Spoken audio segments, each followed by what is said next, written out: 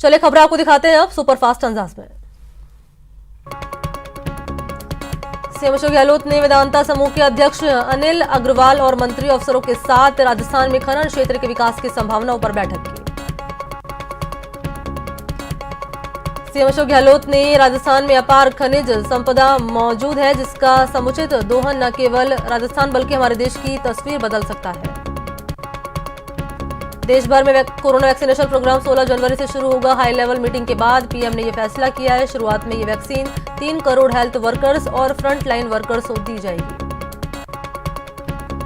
दूसरे फेज में 50 साल से ज्यादा उम्र के लोगों और तीसरे फेज में गंभीर बीमारियों से जूझ रहे 50 साल से कम उम्र के लोगों को वैक्सीन लगाई जाएगी और दूसरे और तीसरे फेज में करीब 27 करोड़ लोगों का वैक्सीनेशन होगा।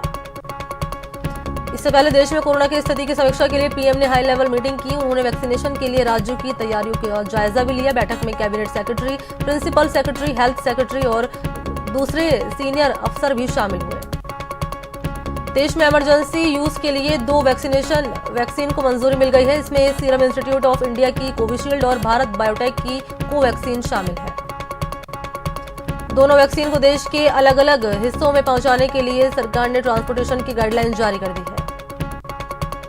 कोरोना को लेकर चिकित्सा एवं स्वास्थ्य राज्य मंत्री डॉक्टर रघु शर्मा आज सुबह 11 बजे स्वास्थ्य भवन स्थित सभा कक्ष में वैक्सीनेशन के बारे में जानकारी देंगे। आज जयपुर में नवगठित प्रदेश कांग्रेस कार्यकारिणी की बैठक होगी। बैठक में प्रदेश कांग्रेस प्रभारी अजय माकन और सीएम अशोक गहलोत भी मौजूद रहेंगे। बैठक में 90 शहरी निकायों के चुनाव की रणनीतियों पर मंथन किया जाएगा। प्रधानमंत्री नरेंद्र मोदी सभी राज्यों के मुख्यमंत्रियों के साथ सोमवार को बैठक करेंगे। शाम 4 बजे से होने वाली इस बैठक में कोरोना वैक्सीनेशन को लेकर चर्चा की जाएगी। राजीव गाबा ने सभी राज्यों के मुख्य सचिव के साथ वीसी के जरिए बैठक की और कोरोना वैक्सीनेशन की तैयारियों का फीडबैक लिया। राजस्थान के मुख्य सचिव सीएस निरंजन आर्य भी वीसी के जरिए जुड़े और उन्होंने वैक्सीनेशन तैयारियों की जानकारी दी। देश भर में बर्ड फ्लू का कहर जारी है। राजस्थान के 11 और मध्य प्रदेश के 21 जिले बर्ड फ्लू के चपेट में है। वहीं केरल ने मामले बढ़ने के बाद राज्य आपदा घोषित कर दी तो पंजाब ने 15 जनवरी तक पोल्ट्री के आयात पर रोक लगा दी। बर्ड फ्लू को लेकर सीएम अशोक गहलोत ने लोगों से सावधान रहने की अपील की और ट्वीट करके लिखा कि बर्ड फ्लू पक्षियों से इंसानों में फैल सकता है, इसलिए आमजन को भी सावधान रहने की जरूरत है। कोटा में पशुपालन विभाग की रिपोर्ट के मुताबिक 37 पक्षियों की मौत हो चुकी है। मृत पक्षियों में 24 कौवे, 9 कबूतर, 1 मोर और 3 अन्य पक्षी शामिल हैं। किसानों और सरकार के बीच बातचीत बेनतीजा रहने के बाद कांग्रेस एक्शन में है। किसानों के समर्थन में 15 जनवरी को किसान अधिकार दिवस मनाया जाएगा, जिसके तहत कांग्रेस पेट्रोल डीजल की बढ़ती कीमतों और कृषि कानून के खिलाफ पूरे देश में प्रदर्शन करेगी। इसको लेकर कांग्रेस की अंतरिम अध्यक्ष सोनिया गांधी ने पार्टी के वरिष्ठ नेताओं के साथ वीसी के जरिए बैठक की। बैठक में पार्टी महासचिव और प्रदेश प्रभारियों के साथ रणनीतियों पर मंथन हुआ। जयपुर में भी प्रदेश कांग्रेस पूरे राज्य में प्रदर्शन करेगी। प्रदर्शन के साथ ही राजभवन का भी घेराव किया जाएगा। इसको लेकर एआईसीसी के संगठन महासचिव केसी वेणुगोपाल ने सर्कुलर भी जारी कर दिया। भरतपुर में विधायक जोगिंदर सिंह अवाना ने किसान संवाद कार्यक्रम में मुख्य अतिथि के रूप में शिरकत करते हुए केंद्र सरकार पर हमला बोला और अवाना ने कृषि कानून को किसान विरोधी बताया। किसान आंदोलन के समर्थन में उदयपुर से भी एक दल रवाना हुआ। हाथों में तख्ती लिए किसानों ने केंद्र सरकार से कृषि कानून को वापस लेने की मांग की।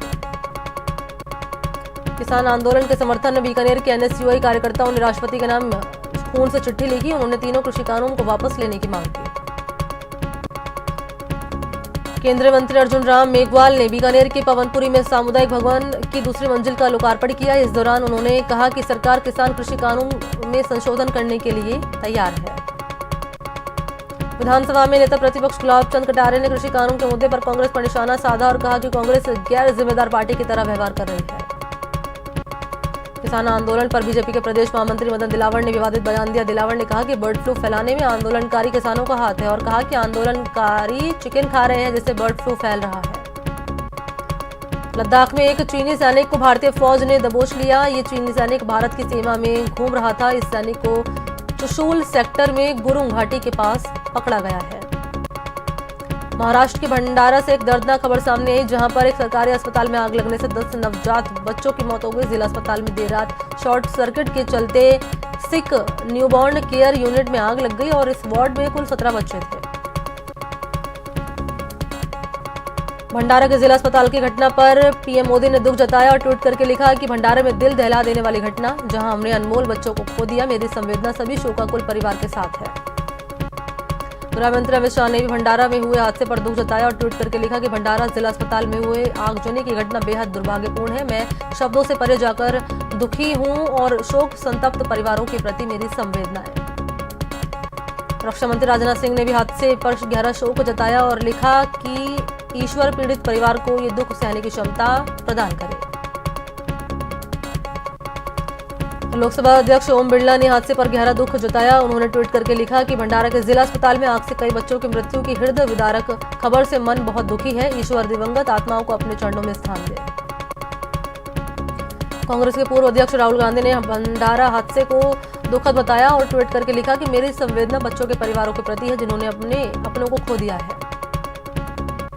फिल्म अभिनेता रितेश देशमुख ने भी भंडारा हादसे पर दुख जताया और ट्वीट करके लिखा कि यह बहुत ही दुर्भाग्यपूर्ण और दिल दहला देने वाली घटना है। इस हादसे के जिम्मेदार कई लोगों पर कड़ी कार्रवाई होनी चाहिए। कोटा में एक वीडियो वायरल हो रहा है जिसमें कुछ लोग एक युवक के साथ मारपीट करते हुए नजर आ रहे हैं। बताया जाता है कि युवक पर कोटा बैराज इलाके में एक युवती से छेड़खानी करने का आरोप है। भीलवाड़ा में बाईपास के पास शराब के ठेके पर काम करने वाले सेल्समैन के साथ लूट और हत्या के मामले में प्रतापनगर थाना पुलिस ने 2 मुख्य आरोपियों को गिरफ्तार किया और इन आरोपियों ने अन्य कई वारदातों का भी खुलासा किया। कोटा पुलिस ने 3 साल से गायब बेनामी बालिका को दस्तयाब करने में कामयाबी हासिल की। मानव तस्करी विरोधी यूनिट और कोटा पुलिस के नेतृत्व में टीम ने बालिका को झालावाड़ के बस स्टैंड परिसर से दस्तयाब किया। अलवर पुलिस ने अवैध शराब के खिलाफ कार्रवाई करते हुए 2 लोगों को गिरफ्तार किया। पुलिस ने इनके कब्जे से अवैध देसी शराब के 194 पैकेट जब्त किए। सुजानगढ़ के होली धारा का निवासी असलम कई सालों से बीकानेर की जेल में उम्र कैद की सजा काट रहा है। 40 दिनों के पैरोल के बाद 6 जनवरी साल 2021 को वापस जेल की बजाय वो पैरोल से फरार हो गया। अलवर में गाजोगी की पुलिया के पास 2 युवकों को सेक्स चैटिंग के माध्यम से ऑनलाइन ठगी के आरोप में गिरफ्तार कर लिया गया। दोनों युवक फेसबुक पर लड़की बनकर लोगों को फ्रेंड रिक्वेस्ट भेजते थे और ब्लैकमेलिंग करके लोगों से पैसे लूटते थे। कोटा में होम आइसोलेटेड 2 मरीजों की तबीयत अचानक बिगड़ गई। आनन फानन में चिकित्सा विभाग की टीम ने दोनों को कोविड अस्पताल भर्ती करा दिया, जहां उनकी लगातार निगरानी और देखभाल की जा रही है। कोटा में पुलिस ने 10.5 लाख रुपए के सोना हड़पने के आरोपी को गिरफ्तार कर लिया। आरोपी सुरेश करमचंदानी दादाबाड़ी का निवासी है, जिस पर पहले से ही कई मामले दर्ज हैं। झालावाड़ जिले की झालरापाटन पुलिस ने अवैध मादक पदार्थ के खिलाफ कार्रवाई करते हुए 3 तस्करों को गिरफ्तार किया है। तस्करों के कब्जे से 25 ग्राम स्मैक बरामद किया। धौलपुर जिले की कंचनपुर थाना पुलिस ने 1.5 लाख रुपए के कुख्यात इनामी डकैत केशव गुर्जर को शरण और आवश्यक सामग्री प्रदान करने वाले 3 आरोपियों को गिरफ्तार किया। गिरफ्तार आरोपियों ने के कब्जे से पुलिस ने डकैतों को मुहैया कराने वाली सामग्री भी बरामद की। डूंगरपुर जिले की बिछवाड़ा थाना क्षेत्र के जम्बूडी गांव में एक वृद्ध का शव संदिग्ध अवस्था में मिला। पुलिस ने हत्या का मामला दर्ज कर मामले की जांच शुरू कर दी। करौली के मासलपुर चुंगी नाका क्षेत्र निवासी सत्यम सिंह ने करौली कोतवाली के एएसआई समेत कई पुलिसकर्मियों पर मारपीट कर मोबाइल तोड़ने के आरोप लगाए। पीड़ित ने बार एसोसिएशन अध्यक्ष जयेंद्र सिंह के नेतृत्व में एसपी मृदुल कच्छावा को ज्ञापन दिया। अलवर के अरावली बिहार थाना क्षेत्र में गर्भवती महिला की वाहन से कुचलकर हत्या करने का मामला सामने आया। फिलहाल पुलिस ने मृतका का पोस्टमार्टम कराकर शव परिजनों को सौंप दिया। प्रतापगढ़ में 2 मंजिला मकान का एक हिस्सा भर-भरा कर ढह गया। हादसे के वक्त परिवार के सभी लोग मकान में मौजूद थे। गनीमत रही कि कोई जनहानि नहीं हुई। कोटा के ग्रामीण इलाकों में 2 सांड आपस में लड़ते हुए गहरे कुएं में जा गिरे। पहले गिरने वाले सांड की गंभीर चोट के चलते मौत हो गई, जबकि दूसरा सांड गंभीर रूप से घायल हो गया। सीकर के दाता रामगढ़ थाना इलाके के करड़ गांव में ब्लेड से चचेरे भाई की हत्या करने के जुर्म में आरोपी कैलाश को गिरफ्तार किया। आरोपी के पास से हत्या की वारदात के काम में ली गई ब्लेड भी बरामद की गई। बाड़मेर में शराब के निस्तारण के बाद पुलिस अब अवैध डोडा पोस्ट के निस्तारण में लग चुकी है। बाड़मेर पुलिस के 6 थानों में पकड़े गए करीब 2489 किलो अवैध डोडा पोस्ट को जलाकर राख कर दिया। जयपुर के कोटपुतली में डबल मर्डर से सनसनी फैल गई है। यहां लिव इन रिलेशनशिप में रहने वाले एक महिला और पुरुष की सिर में गोली मारकर हत्या कर दी गई। भरतपुर में सीकरी रोड पर रेलवे फाटक के पास डंपर ने बाइक में टक्कर मार दी, जिससे बाइक सवार की मौत हो गई। मृतक का नाम अशोक था, जो कि नगर कस्बे का रहने वाला था। संभाग के सबसे बड़े एमबीएस हॉस्पिटल में मरीज के परिजन ने डॉक्टर पर इलाज में लापरवाही बरतने और 10,000 रुपए मांगने का आरोप लगाया। मरीज के परिजनों ने डॉक्टर के खिलाफ कार्रवाई की मांग को लेकर पुलिस को शिकायत दी है। अजमेर रेंज के आईजी एस सेंगातीर और भीलवाड़ा एसपी विकास शर्मा ने जहाजपुर थाने का औचक निरीक्षण किया। निरीक्षण के दौरान आईजी और एसपी ने क्षेत्र की समस्याओं के बारे में जानकारी दी। कोटा में प्रधानमंत्री सुरक्षित मातृत्व अभियान के तहत 1265 गर्भवती महिलाओं की प्रसव पूर्व स्वास्थ्य जांच की गई। इस दौरान शहर के 5 केंद्रों पर निजी गायनोकोलॉजिस्ट चिकित्सकों ने स्वैच्छिक निःशुल्क सेवाएं देकर 73 गर्भवती महिलाओं की जांच की। श्रीगंगानगर में बीजेपी अल्पसंख्यक मोर्चा के प्रदेश उपाध्यक्ष नियुक्त होने पर सांसद सेवा केंद्र में रमजान अली का चौबदार भारतीय जनता युवा मोर्चा ने जोरदार स्वागत किया। रमजान अली चौबदार ने कहा कि अल्पसंख्यकों को पार्टी और समाज की मुख्यधारा में लाने का प्रयास करेंगे। श्रीगंगानगर के नवनियुक्त सूरतगढ़ डीएसपी शिवरतन गुदारा ने बदहाल यातायात को पटरी पर लाने की कवायद शुरू कर दी। गुदारा ने मुख्य बाजार समेत आसपास के बाजारों का निरीक्षण कर ट्रैफिक व्यवस्थाओं को बेहतर करने के निर्देश दिए। अलवर जिले की बानासुर में मंदिर के महंत की गद्दी को लेकर 2 पक्षों में विवाद के बाद तनाव बना हुआ है। भिवाड़ी पुलिस अधीक्षक राममूर्ति जोशी ने दौरा कर स्थिति का जायजा लिया और दोनों पक्षों से शांति व्यवस्था बनाए रखने और आपसी सहमति से विवाद को हल करने की अपील की। श्री स्वामी नारायण मंदिर जोधपुर के द्वारा सुर सत्संग का आयोजन किया जा रहा है। पहले दिन बड़ी संख्या में श्रद्धालु इस सत्संग के ऑनलाइन प्रसारण से जुड़े। सुजानगढ़ के जमालपुरा मोहल्ले में नालियों के पानी का निकास नहीं होने से लोगों में काफी नाराजगी है। लोगों ने बताया कि निवर्तमान सभापति तक को इस बारे में अवगत कराया गया है, फिर भी समस्या का समाधान नहीं हो रहा है। सुजानगढ़ उपखंड कार्यालय के बाहर किसानों का धरना लगातार जारी है। लोगों ने उपखंड अधिकारी मूलचंद लुड़िया को राष्ट्रपति के नाम ज्ञापन सौंपकर 3 कृषि कानून को वापस लेने की मांग की। पुष्कर में एक बेसहारा बुजुर्ग की तबीयत खराब होने के चलते अस्पताल पहुंचा है, जिसे चिकित्सा प्रभारी आर.के. गुप्ता ने भर्ती करके इलाज शुरू कर दिया। बुजुर्ग के साथ कोई परिजन नहीं होने के चलते अस्पताल प्रशासन ने इलाज करने के साथ साथ चाय और खाने पीने का भी इंतजाम कराया। श्रीगंगानगर में श्री विश्नोई सभा का चुनाव सर्वसम्मति से संपन्न हो गया, जिसमें एडवोकेट भागीरथ कड़वासरा लगातार तीसरी बार 3 वर्षों के लिए अध्यक्ष बनाए गए हैं। कोटा में प्रधानमंत्री सुरक्षित मातृत्व अभियान के तहत 1265 गर्भवती महिलाओं की प्रसव से पहले स्वास्थ्य जांच की गई, जिसका आयोजन जिले के 76 चिकित्सा संस्थानों पर किया गया। नगर पालिका चुनाव की घोषणा होते ही सीकर जिले में राजनीतिक सरगर्मियां तेज हो गई हैं। बीजेपी ने लोसल कस्बे में कार्यकर्ताओं सम्मेलन का आयोजन कर चुनावी तैयारियां शुरू कर दी है। डूंगरपुर जिले के ग्राम पंचायत गेड़ के ग्रामीणों ने सरपंच के बेटे पर मनमानी करने के आरोप लगाए हैं। ग्रामीणों ने सरपंच के बेटे पर गरीबों का अनाज हड़पने और पंचायत मनरेगा कार्यों में गड़बड़ी करने और धमकियां देने के आरोप लगाए हैं। बूंदी में गणेश व्यायामशाला में की गई कार्रवाई के विरोध में विश्व हिंदू परिषद के कार्यकर्ताओं ने जिला कलेक्ट्रेट पर प्रदर्शन कर विरोध जताया। कलेक्टर को ज्ञापन देकर शहर में बढ़ रहे अतिक्रमण को तुरंत प्रभाव से हटाए जाने की मांग की। धौलपुर शहर के गांधी पार्क में बीएड धारी शिक्षकों ने रीट लेवल फर्स्ट में शामिल करने की मांग को लेकर राज्य सरकार के खिलाफ प्रदर्शन किया। बीएसटीसी धारी अभ्यर्थी व बीएड के अभ्यर्थियों का रीट लेवल फर्स्ट में शामिल करने पर विरोध कर रहे हैं। कोटा के स्टेशन इलाके के संजय नगर में महिलाओं ने हंगामा किया है। महिलाओं ने आंगनबाड़ी केंद्र की संचालिकाओं पर पोषाहार वितरण में गड़बड़ झाला करने का आरोप लगाया है। दौसा कलेक्टर पीयूष समारिया ने महवा उपखंड के 6 अस्पतालों का निरीक्षण किया। अस्पताल में गंदगी मिलने पर अस्पताल प्रभारियों को लताड़ भी लगाई, साथ ही व्यवस्थाएं सुधारने के निर्देश दिए। भरतपुर के महाराजा सूरजमल ब्रज विश्वविद्यालय में छात्र संगठनों ने प्रदर्शन कर बीएड छात्रों को प्रमोट करने की मांग की है। इंटीग्रेटेड बीएड छात्र संगठन ने राज्यपाल के नाम विश्वविद्यालय के कुलपति को ज्ञापन भी दिया है। कोटा में इंडियाज टॉप मॉडल 2021 के लिए ऑडिशन किए गए हैं, जिसमें बड़ी संख्या में मॉडलिंग की दुनिया में अपना करियर बनाने वाले युवाओं ने ऑडिशन दिया है।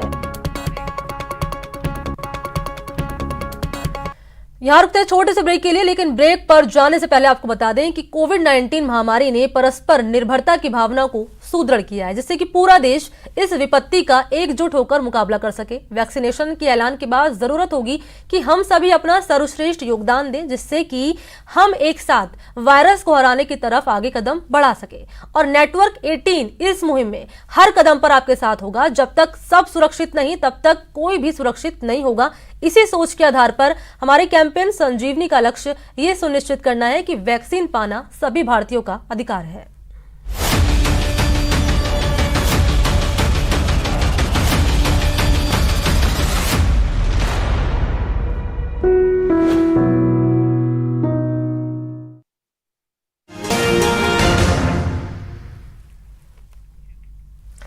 ब्रेक के बाद आप सभी का स्वागत है। चलिए खबरों के सिलसिले को अब आगे बढ़ाते हैं।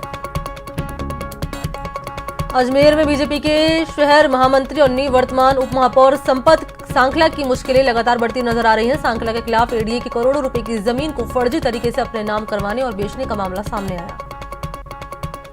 श्रीगंगानगर में 3 दिनों से मृत पक्षियों के मिलने का सिलसिला जारी है। कलेक्टर महावीर प्रसाद वर्मा ने पशुपालन विभाग और वन विभाग के साथ मीटिंग करके दोनों विभागों को अलर्ट जारी कर दिया है। डूंगरपुर जिले में नव पद स्थापित एसपी सुधीर जोशी ने धम्बोला थाने का निरीक्षण किया है। दौरे के दौरान एसपी सुधीर जोशी ने थाने के मालखाना, रिकॉर्ड रूम समेत विविध शाखाओं का बारीकी से निरीक्षण किया है और आवश्यक दिशा निर्देश दिए हैं। प्रतापगढ़ जिले के छोटी सादड़ी उपखंड क्षेत्र की बम्बोरी ग्राम पंचायत में दिल्ली में आंदोलन कर रहे 40 शहीद किसानों को बम्बोरी के दुर्गा चौक पर श्रद्धांजलि दी गई। ग्रामीणों ने दुर्गा चौक पर दीप प्रज्वलित कर मौन रखा और किसान आंदोलन में शहीद किसानों को श्रद्धांजलि अर्पित की। कोटा में परिवार कल्याण शिविर में 3 पुरुष और 27 महिलाओं को नसबंदी की गई है। पहले चिकित्सा विभाग की टीमों ने सर्वे कर नसबंदी करने वालों को चिन्हित किया, फिर समझाइश कर शिविर में बुलाकर नसबंदी की गई। नवनियुक्त पीसीसी उपाध्यक्ष नसीम अख्तर इंसाफ का तीर्थ नगरी पुष्कर पहुंचने पर स्वागत किया गया। रोड शो के दौरान कार्यकर्ताओं ने कस्बे भर में जगह जगह फूल मालाओं से उनका स्वागत किया। अलवर के सांसद महंत बालकनाथ ने कहा कि कृषि कानून को लेकर पीएम मोदी और कृषि मंत्री की तारीफ उन्होंने की। विपक्ष पर आरोप लगाते हुए कहा कि किसान आंदोलन को लेकर वो बेमतलब राजनीतिक मुद्दा बनाकर अपनी खोई जमीन टटोलने की कोशिश कर रहे हैं। धौलपुर दौरे पर पहुंचे सांसद डॉक्टर मनोज राजौरिया ने सर्किट हाउस में प्रेस कॉन्फ्रेंस की और इस दौरान उन्होंने प्रधानमंत्री नरेंद्र मोदी सरकार की योजनाओं का जमकर बखान किया। करौली के गोठा गांव में घटिया सड़क निर्माण का आरोप लगाते हुए युवाओं ने प्रदर्शन किया। बीजेपी युवा नेता प्रताप पाकड़ ने और युवाओं का आरोप है कि ठेकेदार ने घटिया सड़क का निर्माण कार्य किया है। जयपुर विकास प्राधिकरण से जुड़ी सेवाएं अब ऑनलाइन हो गई हैं। यूडीएच मंत्री शांति धारीवाल ने जयपुर में जेडीए का मोबाइल ऐप लॉन्च किया है।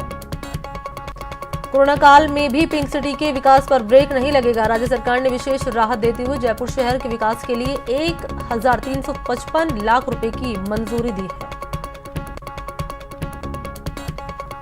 निकाय चुनाव की घोषणा के साथ ही अजमेर में चुनाव की सरगर्मियां तेज हो गई हैं। कांग्रेस जहां साफ सुथरी छवि के प्रत्याशी को चुनाव लड़ाने की कोशिश कर रही है, वहीं बीजेपी उन लोगों को टिकट देगी जो जीतने के बाद भी दगा ना करे।